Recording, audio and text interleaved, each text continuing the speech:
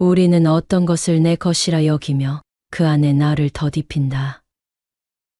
그러다 그것을 잃게 되면 나도 함께 무너진다. 집착은 내가 가진 것에 나를 담는 어리석음이다. 내 집, 내 가족, 내 명예, 내 계획, 내 기억.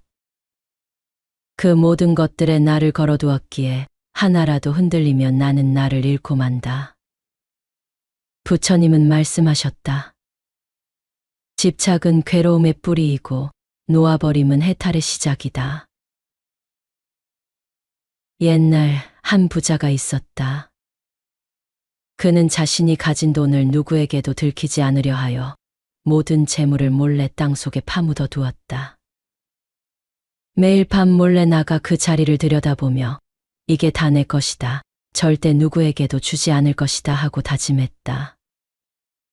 하지만 어떤 날 그 사실을 눈치챈 도둑이 그 자리를 파헤쳐 보물을 훔쳐 도망가고 말았다.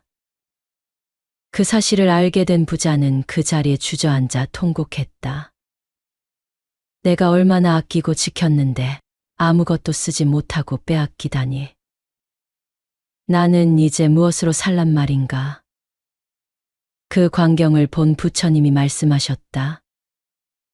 그대는 가진 것으로 아무것도 하지 않았기에 그것은 본래부터 그대의 것이 아니었느니라. 지혜로운 이는 소유를 나누고 베풀며 마음을 정화하지만 어리석은 이는 움켜쥐다 함께 무너진다. 가짐이 아니라 쓰임이 중요하다는 가르침이다. 재산을 베풀지 않고 쌓아두기만 하면 그것은 결국 무의미한 것이다.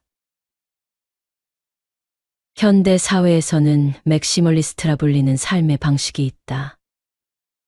더 많은 물건, 더 많은 자극, 더 많은 기회를 통해 삶을 풍요롭게 꾸미려는 태도이다. 집안은 채우고 또 채워야 만족이 오고 일정은 바쁘고 복잡해야 잘 살아가는 기분이 든다. 무엇을 보아도 욕망은 끝이 없고 무엇을 가져도 만족은 멀다.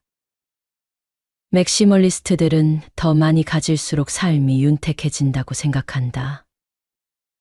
그러나 부처님께서는 이렇게 말씀하셨다. 많이 갖는 것이 부자가 아니라 적게 필요로 하는 자가 진정 부자이다. 많이 가진 이들은 그만큼 더 많은 것을 지켜야 하고 잃지 않기 위해 더 많이 불안해진다. 가질수록 마음은 무거워지고 지킬수록 마음은 굳어간다. 맥시멀리스트의 삶은 결국 소유가 나를 결정짓는 길이다. 무엇을 입는지, 어떤 물건을 쓰는지, 얼마나 많이 일하고, 얼마나 멀리 여행하는지로 자신의 존재를 증명하려 한다. 그러나 존재는 증명하는 것이 아니라 스스로 아는 것이다. 더 많은 것이 더 나은 것은 아니다. 탐욕은 끝없는 목마름이라 했다. 갈증은 물을 마신다고 사라지지 않는다. 오히려 자꾸 마실수록 더 마시고 싶어진다. 욕망도 마찬가지이다. 갖고 나면 더 갖고 싶어지고 채운 뒤에도 더 비어있는 마음이 남는다. 많이 가지고 있음에도 부족하고 모든 것이 있음에도 허무하다면 그 삶은 맥시멀하지만 결코 행복하지 않다. 삶은 본래 단순하다. 단순할수록 본질이 드러난다. 그러나 맥시멀리스트는 늘 덧칠을 한다. 단순한 기쁨보다 화려한 성취를 줬고 고요한 일상보다 요란한 변화 속에 자신을 던진다. 내가 가진 것보다 더 좋은 것이 어딘가에 있는 것은 아닐까 묻는다. 이 질문은 곧 불안이 되고 불안은 곧 집착이 된다.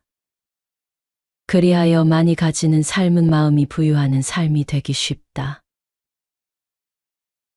불교에서 맥시멀리즘에 가까운 개념은 탐, 곧 가래이다. 탐욕은 더 많은 것을 채우려는 마음이며 그것이 인간을 윤회의 수레바퀴에 묶어두는 굴레가 된다. 부처님은 법구경에서 이렇게 경계하셨다. 탐욕은 불을 붙이는 횃불과 같아 모든 것을 태운다. 그 불길을 끄지 않으면 고통에서 벗어날 수 없다.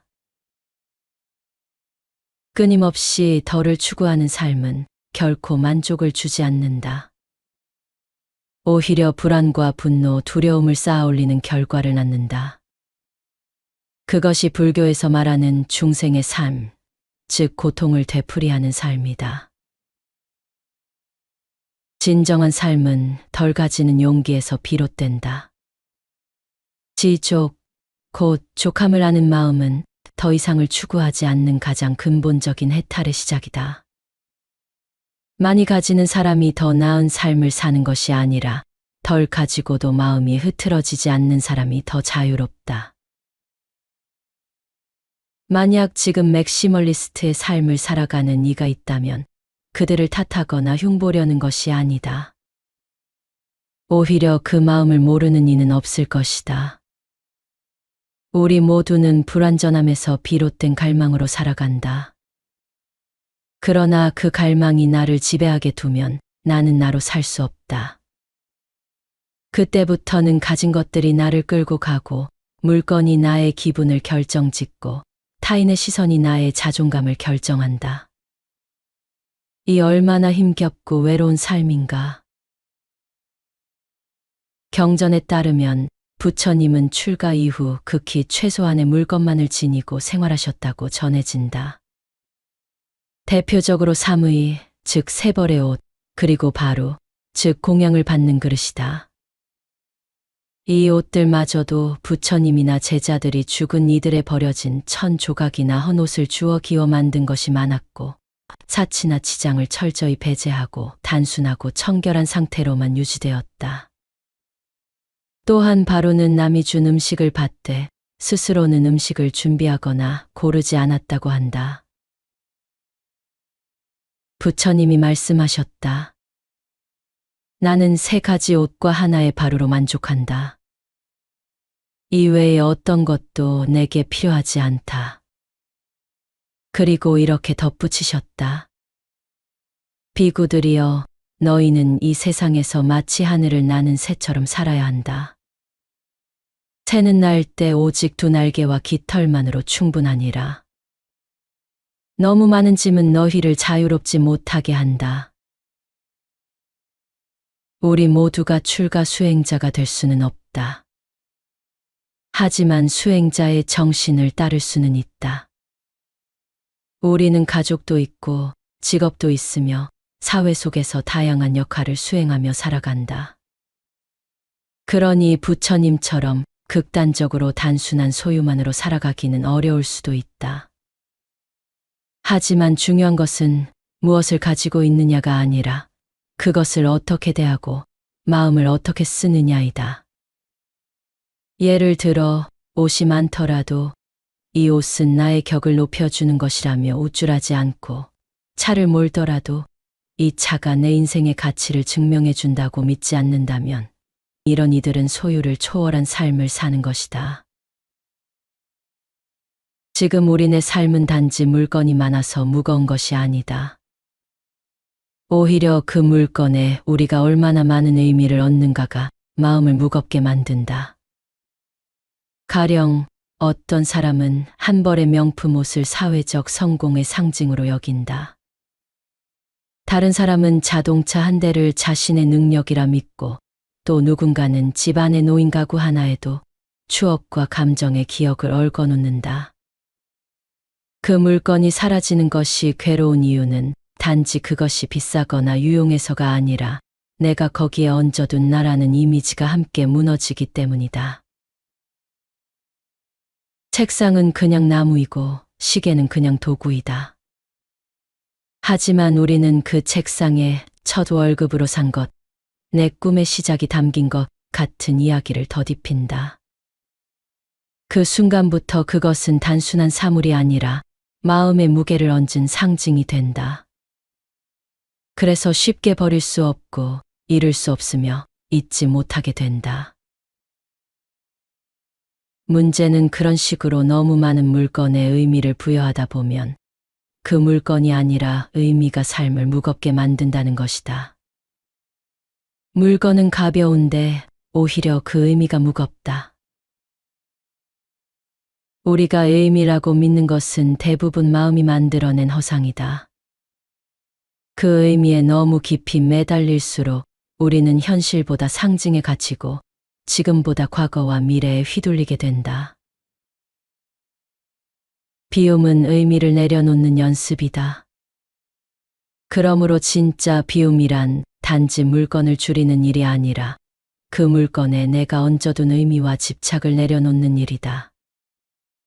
그 옷이 나의 자존감을 증명해 주지 않아도 괜찮고 그 집이 내 존재의 근거가 되지 않아도 괜찮다. 그때부터 우리는 물건을 도구로 대하고 자신은 존재로 살아갈 수 있게 된다. 삶이 가벼워지는 것은 더 이상 무엇을 가진 나가 아니라 그것 없이도 괜찮은 나를 받아들이기 시작할 때이다. 우리는 스스로 되물어야 한다. 이 물건이 나를 편하게 해주고 있는가? 아니면 이 물건을 유지하기 위해 내가 불편해지고 있는가? 나는 지금 필요한 것을 가지고 있는가? 아니면 남의 시선과 불안 때문에 더 갖고 있는가? 진짜 미니멀리즘은 물건을 줄이는 것이 아니라 불필요한 의미와 집착을 내려놓는 것에서 시작된다. 부처님처럼 모든 것을 버릴 수는 없지만 그 정신을 기억하며 조금 덜 가지려는 노력은 해볼 수 있지 않을까. 가진 만큼 책임이 따르고 덜 가진 만큼 자유가 생긴다는 사실을 기억하라. 우리는 살아가면서 물건만 쌓는 것이 아니다. 마음 안에도 셀 수 없이 많은 것들을 쌓아둔다. 누가 나를 무시한 말 한마디, 과거의 후회, 남보다 부족한 자신에 대한 실망, 채풀지 못한 원망과 서운함, 누군가에게 인정받고 싶은 욕구, 늘 더 나아져야 한다는 압박, 이 모든 것들이 마음의 창고에 켜켜이 쌓인다. 그리고 우리는 그 창고 안에서 살아간다. 마음 역시 채우는 것보다 덜어내는 것이 더 어렵다. 생각 위에 생각을 얹고 감정 위에 감정을 덧칠하고 말하지 못한 말들을 마음속에 쌓아두며 스스로를 옥죄인다. 이런 삶은 물건으로 넘쳐나는 방과도 같다. 걸을 자리가 없고 쉴 공간도 없다.